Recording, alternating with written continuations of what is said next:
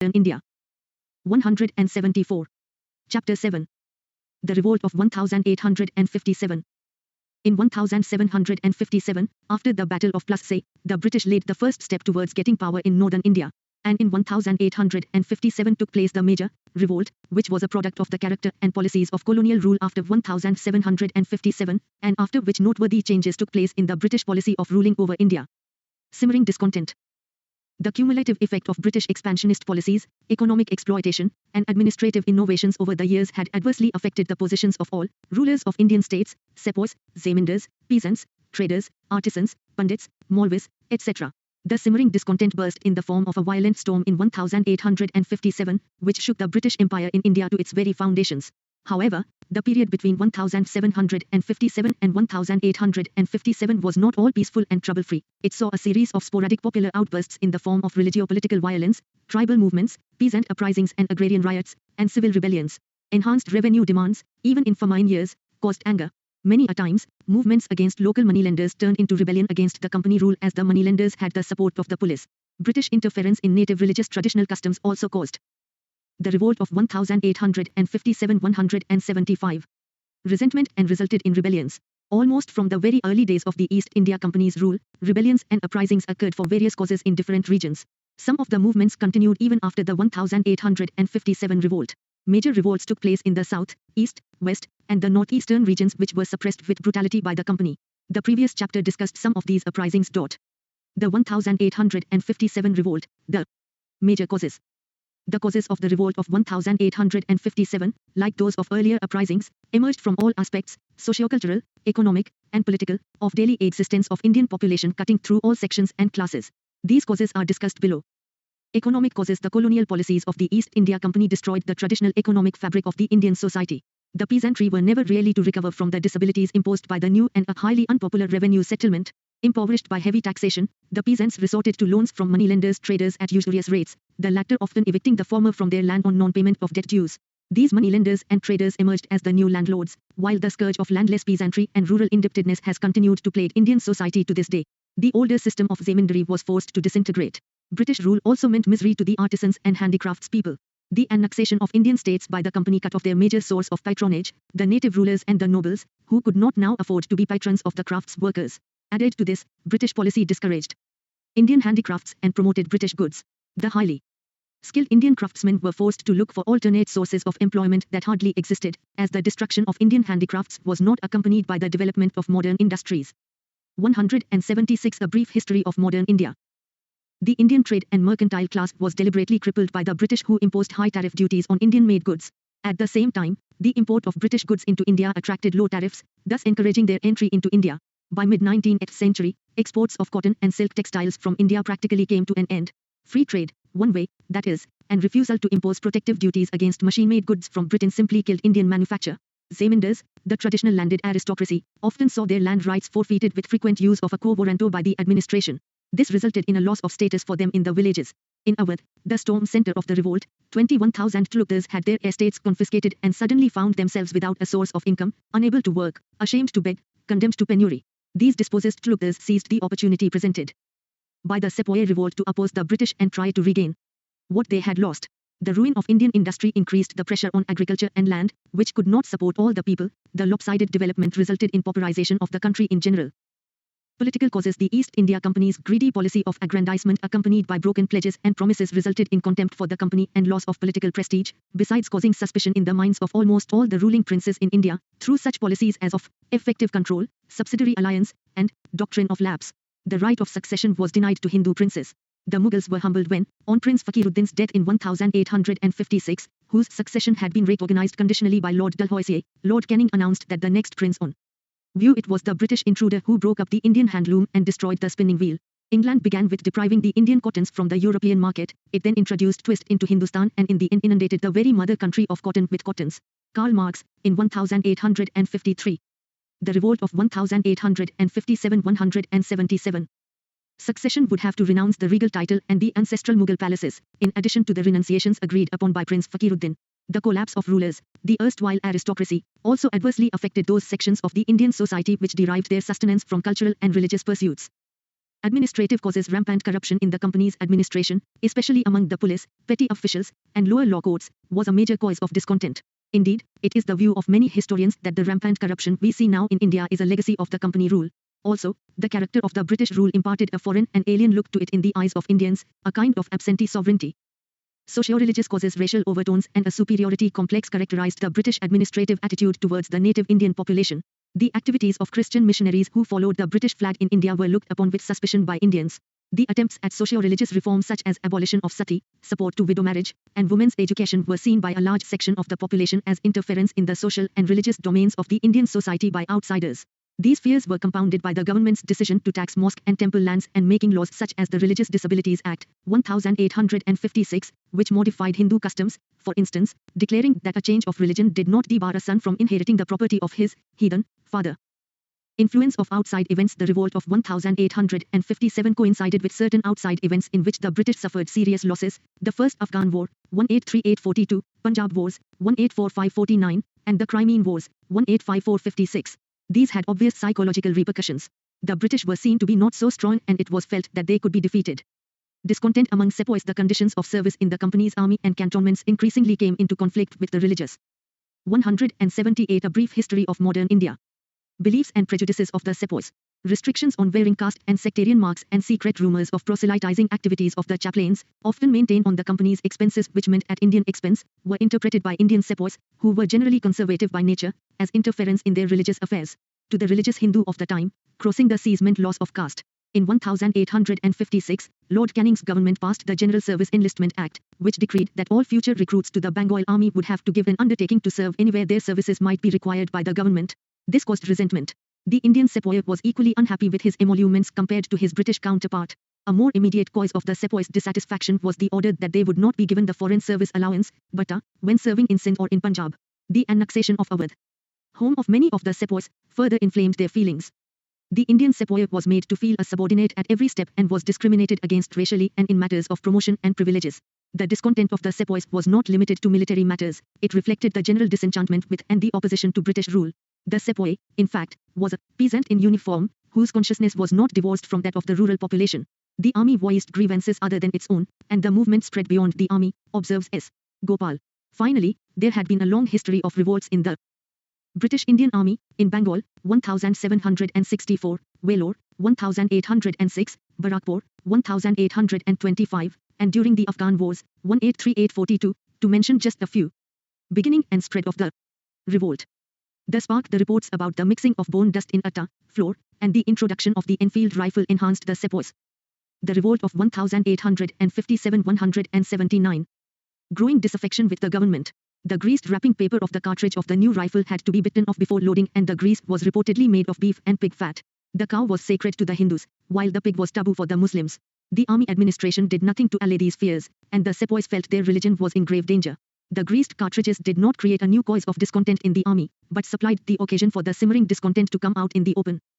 Starts at Meerut. The revolt began at Meerut, 58 kilometers from Delhi, on May 10, 1857, and then, gathering force rapidly, soon embraced a vast area from the Punjab in the north and the Narmada in the south to Bihar in the east and Rajputna in the west. Even before the Meerut incident, there were rumblings of resentment in various cantonments.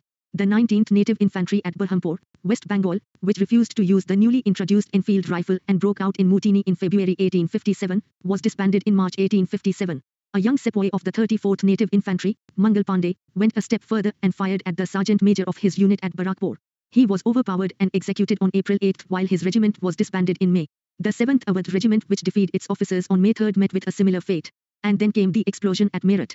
On April 24, 90 men of the 3rd Native Cavalry refused to accept the greased cartridges. On 9 May 1985 of them were dismissed, sentenced to 10 years imprisonment, and put in fetters.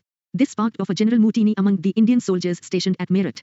The very next day, on May 10, they released their imprisoned comrades, killed their officers, and unfurled the banner of revolt. They set off for Delhi after sunset. Choice of Bahadur Shah as symbolic head in Delhi, the local infantry joined them, killed their own European officers, including Simon Fraser, the political. 180 A brief history of modern India. Agent, and seized the city. Lieutenant Willoughby, the officer in charge of the magazine at Delhi, offered some resistance, but was overcome. The aged and powerless Bahadur Shah Zafar was proclaimed the Emperor of India. Delhi was soon to become the center of the Great Revolt, and Bahadur Shah, its symbol, This spontaneous raising of the last Mughal king to the leadership of the country was a recognition of the fact that the long reign of the Mughal dynasty had become the traditional symbol of India's political unity.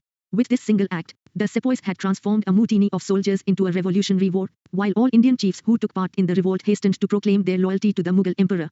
It also signified that the rebels were politically motivated.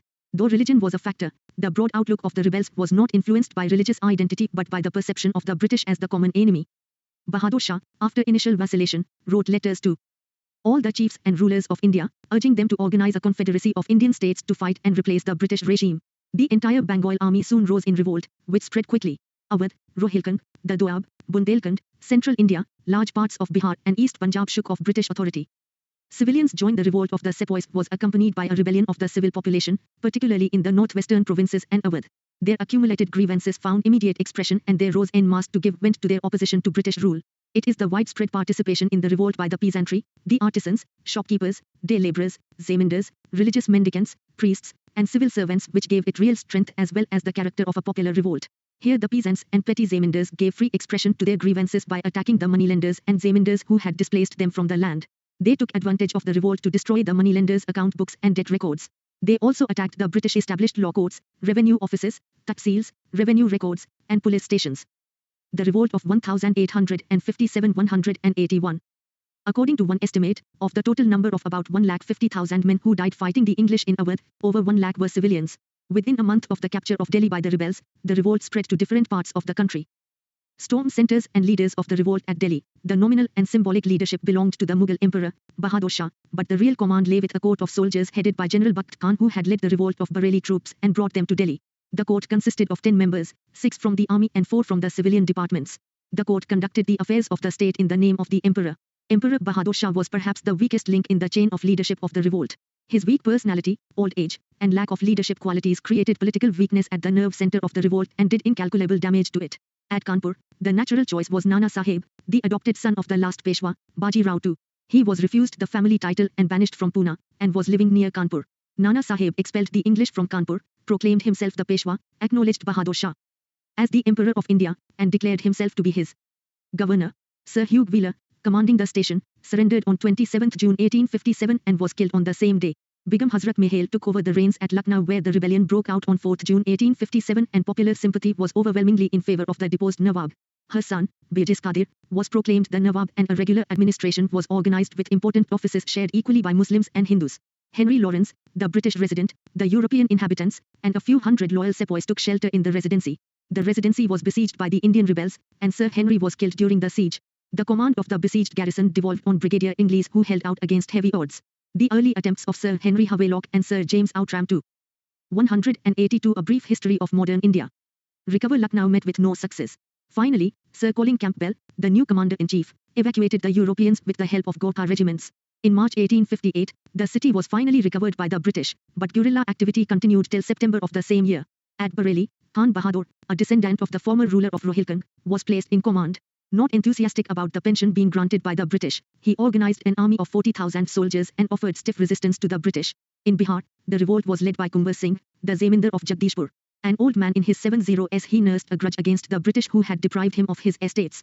He unhesitatingly joined the sepoys when they reached Arrah from Dinapur, Danapur. Maulvi Ahmadullah of Faizabad was another outstanding leader of the revolt. He was a native of Madras and had moved to Faizabad in the north where he fought a stiff battle against the British troops.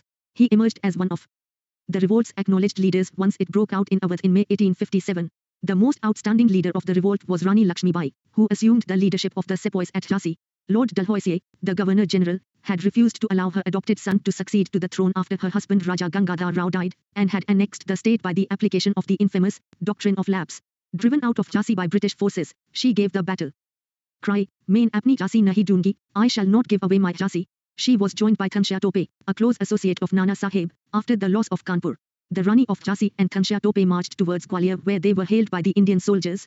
The Scindia, the local ruler, however, decided to side with the English and took view. Here lay the woman who was the only man among the rebels. Hugh Rose, a tribute to the Rani of Jhansi from the man who defeated her. The revolt of 1857-183.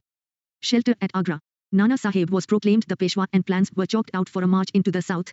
Gwalior was recaptured by the English in June 1858. The sacrifices made by the common masses were immense and innumerable. The name of Shamail, a local villager in Pargana Barot, Bagpat, Uttar Pradesh, is most notable. He organized the headmen and peasants of 84 villages, referred as Chaurasi Desh, marching at night from village to village, urging people to rebel against the British hegemony. The people attacked government buildings, destroyed the bridges over the rivers, and dug up metal roads, partially to stop government forces from coming into the area, and partly because bridges and roads were viewed as the British rule. Shamail sent supplies to the mutineers in Delhi and prevented all official communication between British headquarters and Meerut. He made his headquarters at the bungalow of an irrigation department on the banks of the Yamuna and supervised and controlled his operations from there. In fact, the bungalow was turned into a hall of justice, resolving disputes and dispensing judgments. He also organized an effective network of intelligence for a short duration. The people of the area felt that the British rule was over, and their own rule had come. Unfortunately, in July 1857, Shamail was killed by an English officer, Dunlap. It is alleged that Shamail's body was cut into pieces and his head displayed on 21 July 1857 to terrify the public.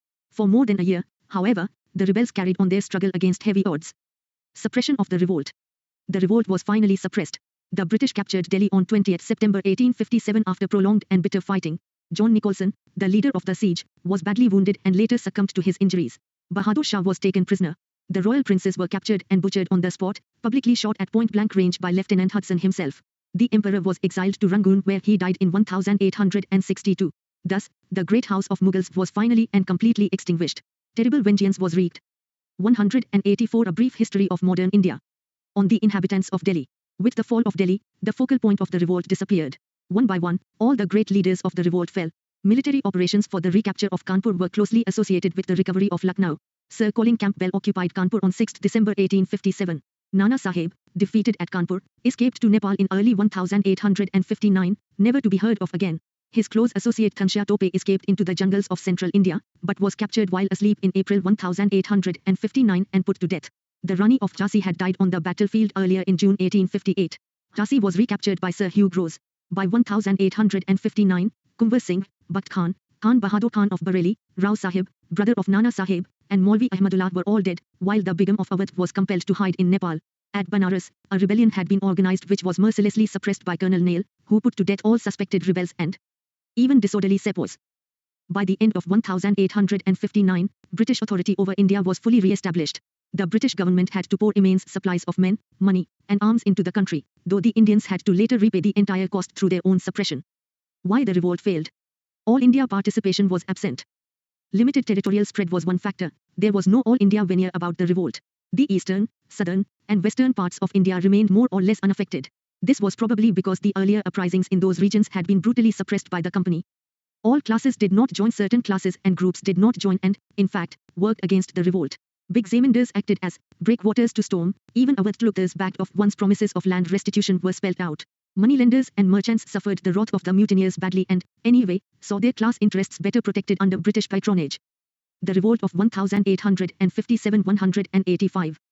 Educated Indians viewed this revolt as backward-looking, supportive of the feudal order, and as a reaction of traditional conservative forces to modernity. These people had high hopes that the British would usher in an era of modernization. Most Indian rulers refused to join and often gave active help to the British. Rulers who did not participate included the Scindia of Gwalior, the Holkar of Indore, the rulers of Patiala, Sindh, and other Sikh chieftains, and the Maharaja of Kashmir. Indeed, by one estimate, not more than 1/4 of the total area and not more than 1/10 of the total population was affected. Poor arms and equipment. The Indian soldiers were poorly equipped materially, fighting generally with swords and spears and very few guns and muskets. On the other hand, the European soldiers were equipped with the latest weapons of war like the Enfield rifle. The electric telegraph kept the commander-in-chief informed about the movements and strategy of the rebels. Uncoordinated and poorly organized. The revolt was poorly organized with no coordination or central leadership. The principal rebel leaders, Nana Sahib, Ghanshyam Tope, Kumbhar Singh, Lakshmibai, were no match to their British opponents in generalship. On the other hand, the East India Company was fortunate in having the services of men of exceptional abilities in the Lawrence brothers, John Nicholson, James Outram, Henry Havelock, etc. No unified ideology. The mutineers lacked a clear understanding of colonial rule, nor did they have a forward-looking program, a coherent ideology, a political perspective, or a societal alternative. The rebels represented diverse elements with differing grievances and concepts of current politics. The lack of unity among Indians was perhaps unavoidable at this stage of Indian history. Modern nationalism was as yet unknown in India. In fact, the revolt of 1857 played an important role in bringing the Indian people together and imparting to them the consciousness of belonging to one country. 186 A brief history of modern India. Hindu-Muslim unity factor. During the entire revolt, there was complete cooperation between Hindus and Muslims at all levels, people, soldiers, leaders. All rebels acknowledged Bahadur Shah Zafar, a Muslim, as the emperor, and the first impulse of the Hindu sepoys at Meerut was to march to Delhi, the Mughal imperial capital. According to Maulana Azad, two facts stand out clearly in the midst of the tangled story of the rising of 1857. The first is the remarkable sense of unity among the Hindus and the Muslims of India in this period. The other is the deep loyalty which the people felt for the Mughal crown. Rebels and sepoys, both Hindu and Muslim, respected each other's sentiments. Immediate banning of cow slaughter was ordered once the revolt was successful in a particular area. Both Hindus and Muslims were well represented in leadership. For instance, Nana Sahib had Azimullah, a Muslim and an expert in political propaganda, as an aide, while Lakshmi Bai had the solid support of Afghan soldiers. Thus, the events of 1857 demonstrated that the people and politics of India were not basically communal or sectarian before 1858. Nature of the revolt. Views differ on the nature of the 1857 revolt. It was a mere sepoy mutiny, to some British historians, a wholly unpatriotic and selfish sepoy mutiny with no native leadership and no popular support, said Sir John Seeley.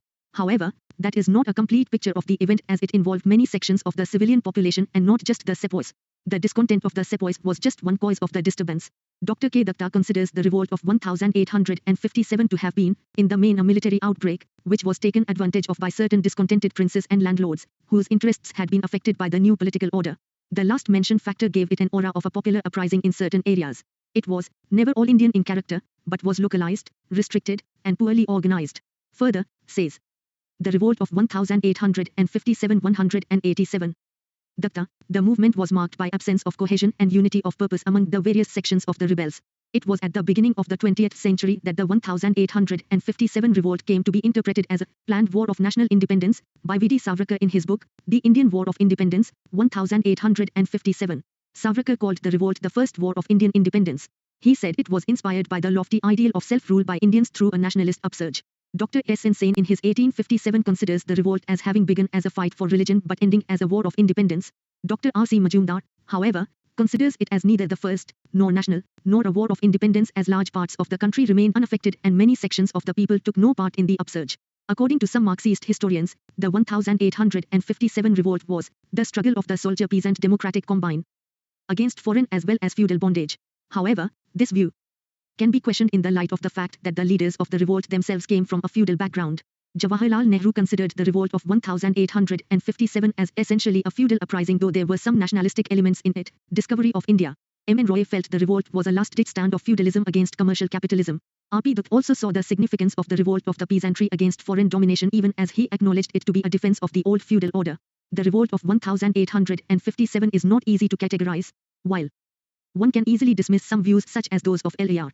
Rees, who considered it to be a war of fanatic religionists against Christians, or T.R. Holmes, who saw in it a conflict between civilization and barbarism. One cannot quite go so far as to accept it as a war for independence. It had seeds of nationalism and anti-imperialism, but the concept of common nationality and nationhood was not inherent to the revolt of 1857. It is doubtful if the separate communities that participated in the revolt did so because they felt a common nationhood.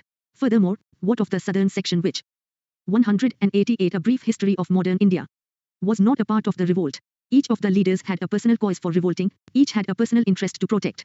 However, as Dr. Sain points out, national revolutions are mostly the work of a minority, with or without the active support of the masses.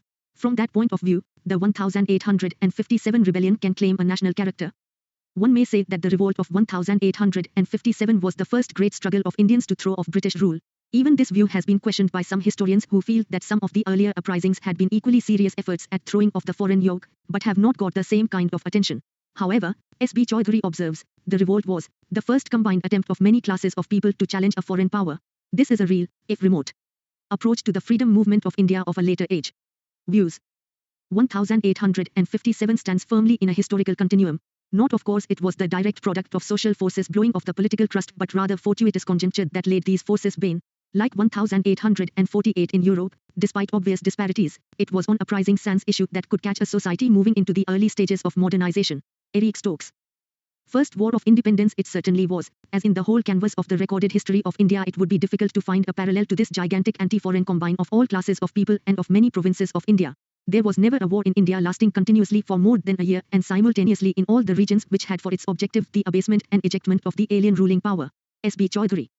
It is difficult to avoid the conclusion that the so-called First National War of Independence of 1857 is neither first, nor national, nor War of Independence. R.C. Majumdar. It has to be admitted that the war against the British was not inspired by any sentiment of nationalism, for in 1857 India was not yet politically a nation. It is a fact that the Hindus and Muslims cooperated, but the leaders and the followers of the two communities were moved by personal loyalties rather than loyalty to a common motherland. Tara Chand. The Revolt of 1857-189. Views. The passions of the mutineers were centered on their grievances, not on larger ideals. Percival Spear. The mutiny became a revolt and assumed a political character when the mutineers of Meerut placed themselves under the King of Delhi and a section of the landed aristocracy and civil population decided in his favor. What began as a fight for religion ended as a war of independence. S. N. Sen. Had a single leader of ability arisen among them, the rebels, we must have been lost beyond redemption. John Lawrence. The revolt of 1857 was a struggle of the soldier-peasant democratic combine against foreign imperialism as well as indigenous landlordism. Marxist interpretation. It was far more than a mutiny, yet much less than a first war of independence. Stanley Walpert. Consequences. The revolt of 1857 marks a turning point in the history of India. It led to far-reaching changes in the system of administration and the policies of the British government. Even before the revolt could be suppressed fully, the British Parliament, on 2 August 1858, passed an Act for the Better Government of India. The Act declared Queen Victoria as the sovereign of British India and provided for the appointment of a Secretary of State for India, a member of the British Cabinet. The direct responsibility for the administration of the country was assumed by the British Crown and company rule was abolished. The assumption of the government of India by the Sovereign of Great Britain was announced by Lord Canning at Adharbar at Allahabad in the Queen's Proclamation, issued on 1 November 1858. It was by this proclamation that the Governor-General acquired the additional title of Viceroy. 190 A brief history of modern India. Many of the promises made in that proclamation appeared to be of a positive nature to the Indians. As per the Queen's proclamation, the era of annexations and expansion had ended and the British promised to respect the dignity and rights of the native princes. The Indian states were henceforth to recognize the paramountcy of the British Crown and were to be treated as parts of a single charge. The people of India were promised freedom of religion without interference from British officials. The proclamation also promised equal and impartial protection under law to all Indians, besides equal opportunities in government services irrespective of race or creed. It was also promised that old Indian rights, customs, and practices would be given due regard while framing and administering the law. The army, which was at the forefront of the outbreak, was thoroughly reorganized and British military policy came to be dominated by the idea of division and counterpoise. The British could no longer depend on Indian loyalty, so the number of Indian soldiers was drastically reduced even as the number of European soldiers was increased. The concept of divide and rule was adopted, with separate units being created on the basis of caste community region. Recruits were to be drawn from the martial races of Punjab, Nepal, and northwestern frontier who had proved loyal to the British during the revolt. Effort was made to keep the army away from civilian population. The Army Amalgamation Scheme, 1861 moved the company's European troops to the services of the Crown. Further, the European troops in India were constantly revamped by periodical visits to England, sometimes termed as the Linked Battalion Scheme. All Indian artillery units, except a few mountain batteries, were made defunct. All higher posts in the army and the artillery departments were reserved for the Europeans. Till the first decade of the 20th century, no Indian was thought fit to deserve the King's commission and a new English recruit was considered superior to an Indian officer holding the Viceroy's commission. The earlier reformist zeal of a self-confident Victorian. The Revolt of 1857-191. White Mutiny. In the wake of the transfer of power from the British East India Company to the British Crown, a section of European forces employed under the company resented the move that required the three presidency armies to transfer their allegiance from the defunct company to the Queen, as in the British Army. This resentment resulted in some unrest termed as White Mutiny. Prior to 1861, there were two separate military forces in India, operating under the British rule. One was the Queen's Army and the other comprised the units of the East India Company. The company's troops received batta, extra allowances of pay to cover various expenditures related to operations in areas other than the home territories. With transfer of power, the batta was stopped. Lord Canning's legalistic interpretation of the laws surrounding the transfer also infuriated the affected white soldiers. The White Mutiny was seen as a potential threat to the already precarious British position in India with a potential of inciting renewed rebellion among the still excited population in India. The demands of the European forces included an enlistment bonus or a choice of release from their obligations. Finally, the demand for free and clear release with free passage home was accepted, and men opted to return home. It is also believed that open rebellion and physical violence on the part of European forces were such that there was little possibility of being accepted into the Queen's Army. Liberalism evaporated as many liberals in Britain began to believe that Indians were beyond reform. This new approach, conservative brand of liberalism, as it was called by Thomas Metcalfe, had the solid support of the conservative and aristocratic classes of England who espoused the complete non-interference in the traditional structure of Indian society. Thus, the era of reforms came to an end. The conservative reaction in England made the British Empire in India more autocratic. It began to deny the aspirations of the educated Indians for sharing power. In the long term, this new British attitude proved counterproductive for the empire, as this caused frustrations in the educated Indian middle classes and gave rise to modern nationalism. Very soon, the policy of divide and rule started in earnest after the Revolt of 1857. The British used one class community. 192 A brief history of modern India. Against another unscrupulously. Thus, socially, there was irremediable deterioration. While British territorial conquest was at an end, a period of systematic economic loot by the British began. The Indian economy was fully exploited without fear. In accordance with Queen's Proclamation of 1858, the Indian Civil Service Act of 1861 was passed, which was to give an impression that under the Queen all were equal, irrespective of race or creed. In reality, the detailed rules framed for the conduct of the civil service examination had the effect of keeping the higher services organizers. Racial hatred and suspicion between the Indians and the English was probably the worst legacy of the revolt. The newspapers and journals in Britain picturized the Indians as subhuman creatures, who could be kept in check only by superior force. The proponents of imperialism in India dubbed the entire Indian population as unworthy of trust and subjected them to insults and contempt. The complete structure of the Indian government was remodeled and based on the notion of a master race, justifying the philosophy of the white man's burden. This widened the gulf between the rulers and the ruled, besides causing eruptions of political controversies, demonstrations, and acts of violence in the coming period. Significance of the revolt. For the British, the revolt of 1857 proved useful in that it showed up the glaring shortcomings in the company's administration and its army, which they rectified promptly. These defects would never have been revealed to the world if the revolt had not happened. For the Indians, the 1857 revolt had a major influence. View. In conceptual terms, the British, who had started their rule as outsiders, became insiders by vesting in their monarch the sovereignty of India. Bernard Cohn, in context of the Queen's Proclamation. The Revolt of 1857-193. On the course of the struggle for freedom. Out in the open grievances of people and the sepoys, which were seen to be genuine. However, it was also obvious that the primitive arms which the Indians possessed were no match for the advanced weapons of the British. Furthermore, the senseless atrocities committed by both sides shocked the Indian intellectuals, who were increasingly convinced that violence was to be eschewed in any struggle for freedom. The educated middle class, which was a growing section, did not believe in violence and preferred an orderly approach. But the revolt of 1857 did establish local traditions of resistance to British rule which were to be of help in the course of the national struggle for freedom.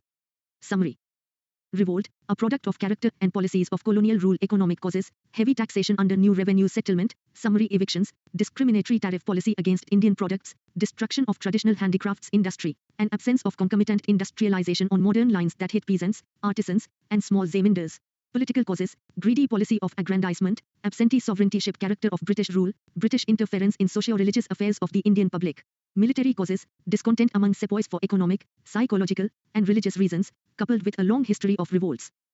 Centers of revolt and leaders: Delhi, General Bakht Khan Kanpur, Nana Saheb Lucknow, Begum Hazrat Mahal Bareilly, Khan Bahadur Bihar, Kunwar Singh Faizabad, Maulvi Ahmadullah Jhansi, Rani Lakshmibai Bagpat, Shamail.